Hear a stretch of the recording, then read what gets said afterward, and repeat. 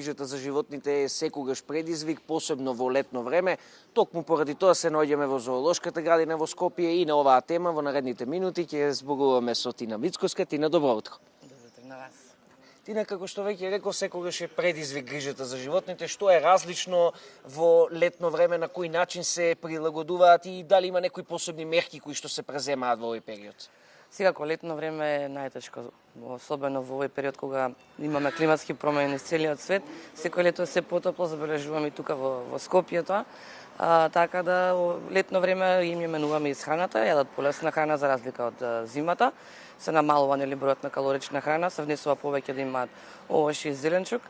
А исто така се разладува и градината, бидејќи навистина веќе во овој период мораме да пуштаме повеќе вода и да има повеќе климатизирани простори за животните да можат нормално да функционира.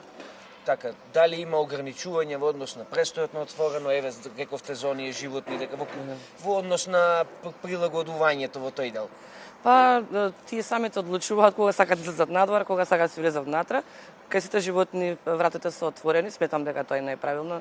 Ова не е како некои зоолошки во минатото каде што се затварале животните само за да можат да ги видат посетителите, а тие да немаат избор каде да се скријат.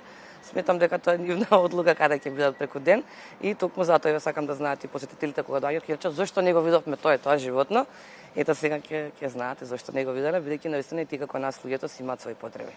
Така, значи зависи тоа од нивниот карактер. Токму така, но не само тоа, ако е топло нема да седат сигурно надвор, ќе се приберат и тие по ценка. Колку е различна исхраната, колку е предизвик, кои типови на животни се најподложни на промена на исхраната овој период? Па има дека бидејќи се наоѓаме блиску до морските лavoви, прво ќе ги спомнам нив, значи тие во зима едат повеќе риба и повеќе калорични риби, а додека пак во летно време се дава помала количина на риби или полесни морски риби кои што можат да ги јадат. Нормално е малку диетално да се хранат летно време, бидејќи нели сите во лето целиме кон повитка фигура, така и животните. Например, сибирскиот тигар исто така во овој период може да се одбере дали да седи внатре или надвор, бидејќи нели сепак доаѓаат од Сибир. Оние животни кои што има навистина претопло мора да седат во климатизирани простори, така да сите се подмирени, што би се рекло во овој период. Така, Тина, во однос на посетеноста ова лето, каква е посетеноста, кои термини најмногу се посетени? Па, искрено, многу сме изненадени од посетеноста, затоа што навистина има доста странци во Скопје. Ме радува тоа што се повеќе туристи го посетуваат нашиот град, а со тоа и зоолошката градина. Бидејќи секој ден движиме низ градината, гледаме дека доаѓаат доста, во последно време има доста шпанци, турци, покрај овие стандардните од балканските држави посетители кои што не се цело време овде. И навистина ова лето имаме посетители за разлика од други лета кога во овој период, бидејќи поред големите жештини не имало толку многу посета. Така, кога ќе дојдат овие странци, што е она ново, интересно, што можат ова лето да го видат овде, што е она што прво им се нуди во зоолошката? Па во зоолошката се уште немаме ништо ново ова лето, бидејќи работевме многу на реконструкција и реновирање на живеалишта. Наистина имаше дотрајани живеалишта кои што тука тимски се сработува заедно со помош на градот Скопје и претпријатијата, благодарни сме до нив.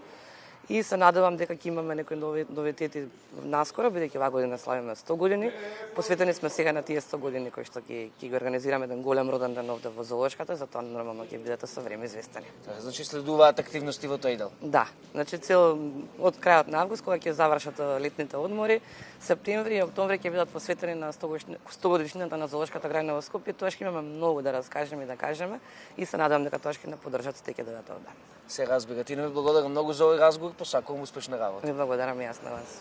Со Тина Мицкоска од зоолошката градина во Скопје зборувавме за исхраната на животните летно време, меѓутоа и за тоа каква е посетеноста овие денови во зоолошката градина.